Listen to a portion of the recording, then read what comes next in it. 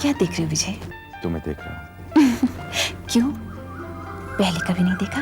पहले देखा तो है, लेकिन न जाने क्यों दिल नहीं भरता। रश्मि, मेरा दिल करता है कि मैं इसी प्यार भरी नजरों से तुम्हें जिंदगी भर देखता रहूं। जानते हो विजय, मैंने भगवान से जब भी कुछ मांगा तो हमेशा यही मांगा कि तुम्हारे साथ, तुम्हारे बाहों के सहारे जीऊं, और अगर मौत भी आए तो तुम्हारी बाहों में आए। रश्मि, हमारी जिंदगी की शुरुआत भी नहीं हुई और तुम मरने की बात कर रही हो? तो फिर कब करेंगे हम जिंदगी की शुरुआत? ये तो मैं भी सोच रहा हूँ कि कब करनी चाहिए जिंदगी की शुरुआत। क्यों ना इस सिलसिले में हम तुम्हारे डैडी से मिलें और उनका आशीर्वाद लें। तो फिर देर किस बात की, चले? चलिए। देखो बेटे, अगर तुमने ये फैसला किया है तो सोच समझ कर ही किया होगा। तुम दोनों बालिग हो, समझदार हो, अच्छा बुरा सोच सकते हो, और इसके अलावा काफी अरसे से करीब से तुम एक दूसरे को जानते हो, और माँ बाप की खुशी तो बच्चों की खुशी में ही होती है। मुझे भी तुम्हारी खुशी में ही खुशी मिलेगी। मेरा आशीर्वाद तुम्हारे साथ है। ओह पापा, थैंक यू सो मच।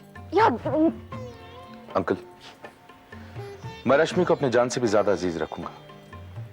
इससे मेरे घर में किसी भी किस्म की कभी भी कोई तकलीफ नहीं होगी। ये मेरा आपसे वादा है, और इससे आगे मैं कुछ नहीं कहूंगा। इससे ज्यादा कुछ कहने की जरूरत भी नहीं बरखुरदार। तुम तो ये अच्छी तरह जानते हो कि मैंने अपनी बिन मां की बच्ची को किस तरह पाला है। बस इतना याद रखना, ये लड़कियां बंद कलियों की तरह होती हैं। इन्हें जरा सी भी गर्म हवा लगे तो झुलस जाती हैं, और प्यार की फजा मिलते ही फूलों की तरह महक उठती है। कम इन।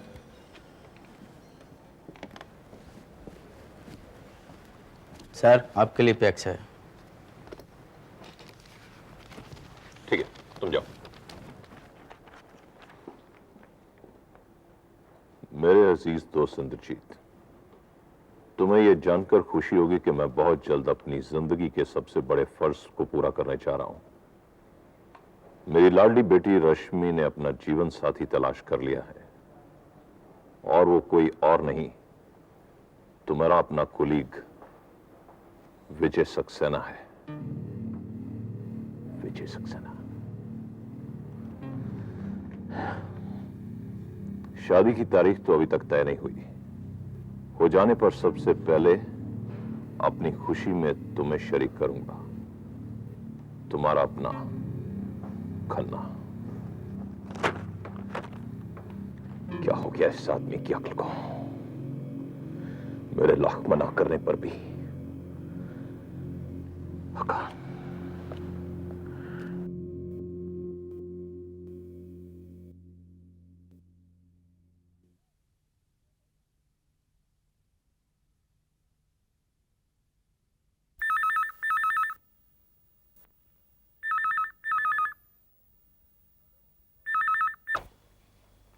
हेलो।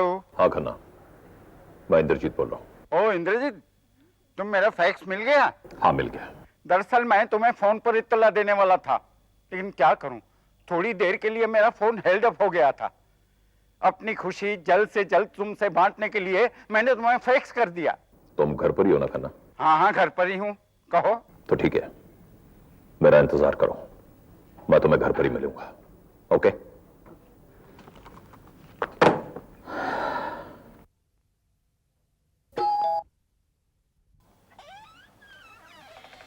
इंद्रजीत, आओ आओ आओ,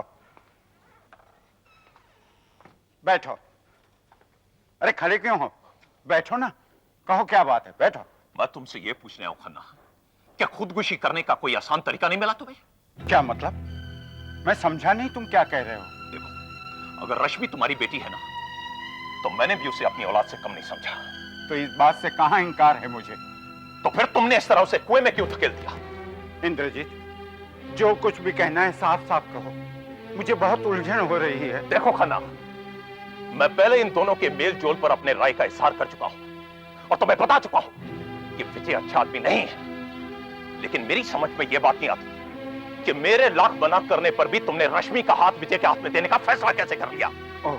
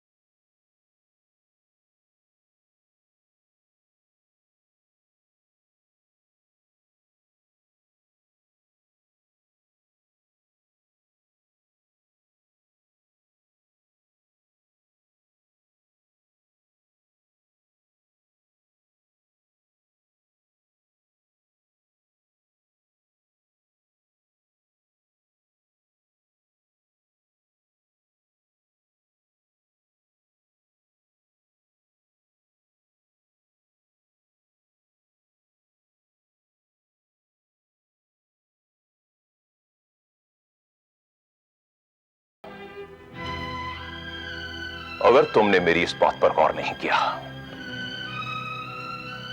तो दोस्त तुम जिंदगी में बहुत पछताओगे। और अगर अपनी इस करनी पर तुम्हारे आंसू निकल आए तो अपने इस दोस्त को जरूर याद कर लेना। मैं तुम्हारे आंसुओं का बोझ हल्का करने के लिए तुम्हारे गम में शामिल जरूर हो जाऊंगा।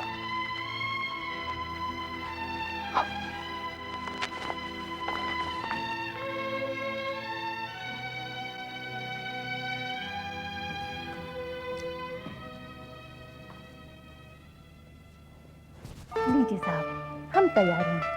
वाह रश्मि जी, आपने तो सारे एग्जिस्टिंग रिकॉर्ड्स तोड़ दिए। क्या मतलब? क्या मैंने कुछ ज्यादा वक्त लगाया? बिल्कुल, आपने तो सिर्फ 1.25 घंटे लिए। विजय, अच्छा मुझे ये तो बताओ कि हमें जाना कहाँ है? जाना कहाँ है? रश्मि जी, क्या ये जरूरी है कि मैं आपको बताऊं कि हमें जाना कहाँ है? क्या इतना काफी नहीं है कि तुम मेरे साथ जा रही हो, मैं तुम्हारे साथ जा रहा हूं, हम दोनों एक दूसरे के साथ जा रहे हैं? क्या इतना काफी नहीं है? काफी है, काफी है। बल्कि मैं तो ये कहूंगी कि भी ये काफी से भी कुछ बहुत ज्यादा है। मगर हजूरे वाला, अगर ये पता चल जाए कि हमारी मंजिल कहाँ है तो सफर का मजा दुगना हो जाता है। दुगना नहीं, चौगना। और सुनो रश्मि, शादी से पहले तुम्हें कहीं ले जाने के लिए मेरे पास सिर्फ एक ही मंजिल है, और वही मेरे बड़े भाई का घर। क्या तुम जरूरी नहीं समझती कि जिस तरह हमने तुम्हारे डैडी से आशीर्वाद लिया था, हम अपने भाई और भाभी से भी आशीर्वाद लें? तुम ठीक कहते हो विजय। बड़ों का आशीर्वाद जिंदगी की कड़ी धूप में ठंडी छांव की तरह होता है, जो किस्मत वालों को ही मिलता है। चलो चलो।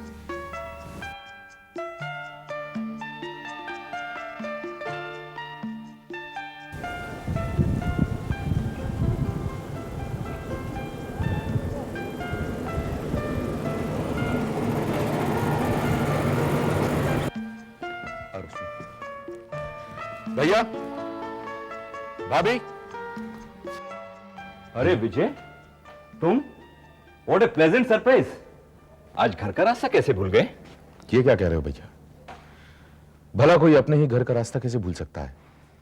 और फिर ले दे कि इस दुनिया में आपकी सिवा मेरा और है ही कौन?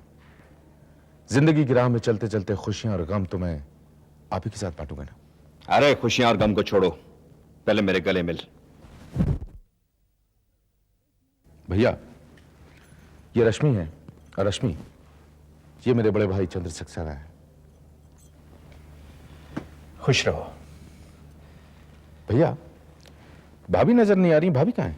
विजय, तुम्हारी भाभी कुछ काम के सिलसिले में दिल्ली गई हैं। 10-15 दिन में लौट आएंगी।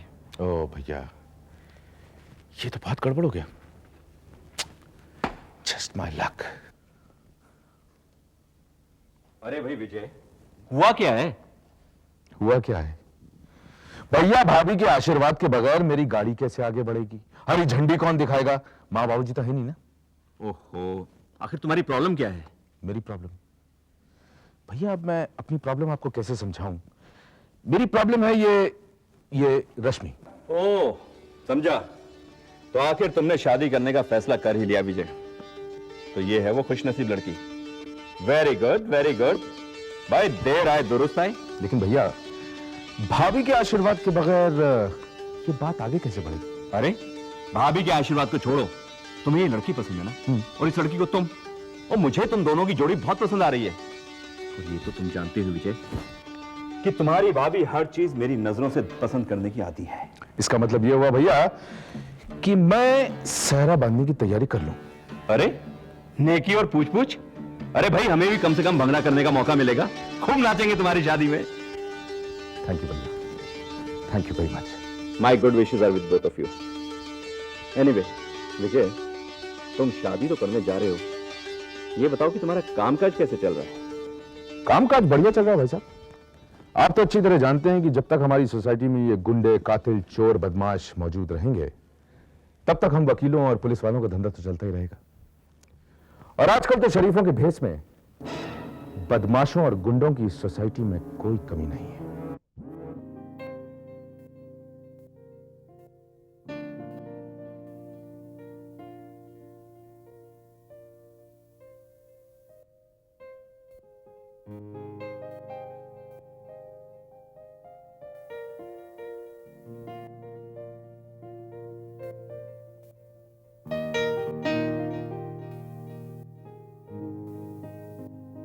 सलाम साहब। ये अरबीगढ़ कौन से अस्पताल में है? जी वो 5 नंबर के अस्तबल में है साहब। उधर से नहीं, इधर से जाइए।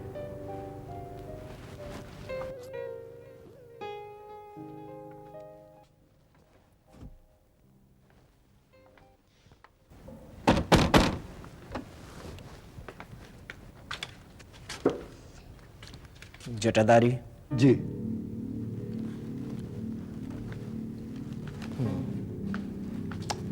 घोड़े रेस के लिए बिल्कुल तैयार है, आइए।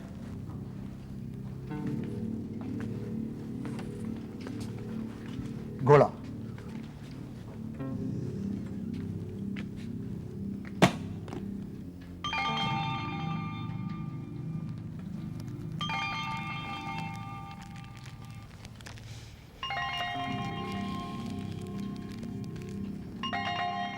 White gold.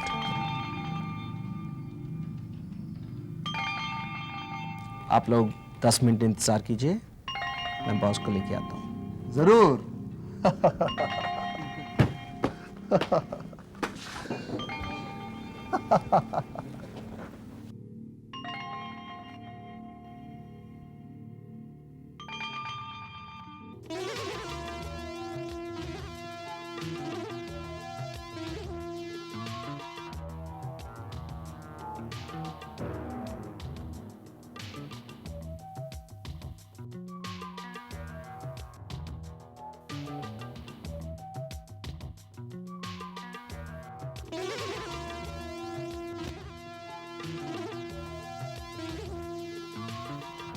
अरे आइए आइए जेके साहब।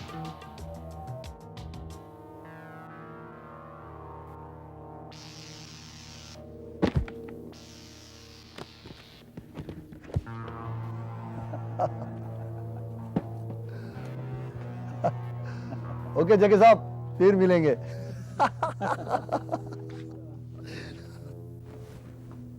फिर कभी नहीं मिलेंगे।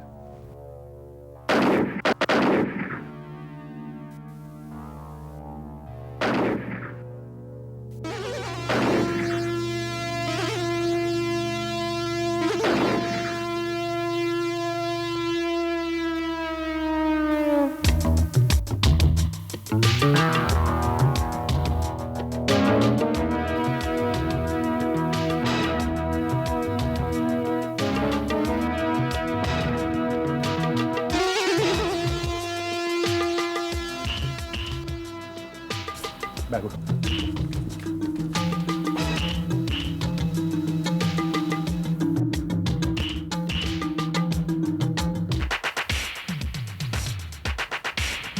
खत्म करो इसे।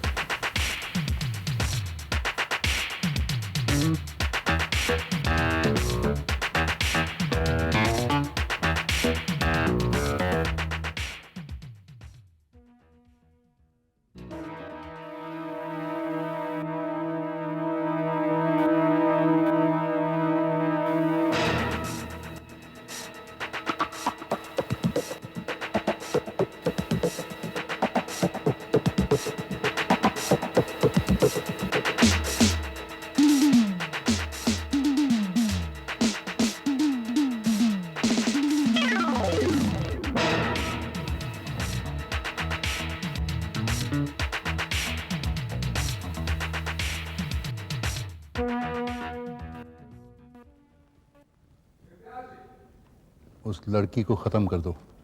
Yes boss.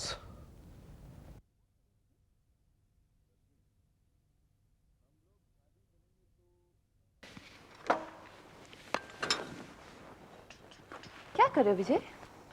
रश्मि, हम लोग शादी करेंगे तो मेहमानों को तो बुलाना पड़ेगा ना, उसी की लिस्ट तैयार कर रहा हूँ। मैंने तो अपनी लिस्ट रात को ही तैयार कर दी थी। वेरी गुड, ये तो बहुत अच्छा काम किया आपने। देखना विजय, अपने किसी दोस्त को बुलाना भूल मत जाना। बस एक को छोड़ के सबको बुलाऊंगा। तुम्हारे दोस्त है, तुम ही जानो। थैंक्स।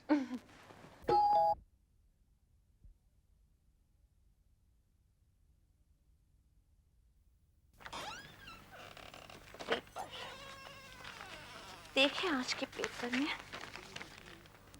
रीजेंट बार में गोली चली। कल शाम को रीजेंट बार के कमरा नंबर 5 से पुलिस ने 5 लाशें और 1 जख्मी आदमी को बरामद किया। पुलिस की तफ्तीश अभी किसी नतीजे पर नहीं पहुंची। वैसे आम ख्याल है कि यह खून खराबा स्मगलर के 2 राइवल ग्रुप के आपसी क्लैश का नतीजा है। जख्मी आदमी जिसे अभी तक होश नहीं आया, पुलिस की निगरानी में सेंट्रल हॉस्पिटल में जेर इलाज है, जिसकी हालत खतरे से बाहर बताई जाती है। पुलिस का कहना है कि उसके होश में आने के बाद ही वो किसी नतीजे पर पहुंचे। विजय, सुना तुमने? सुना रश्मि, सच पूछो तो ये दुनिया अब रहने के काबिल नहीं। विजय, इस दुनिया का तो मुझे पता नहीं, मगर ये शहर वाकई रहने के काबिल नहीं रहा।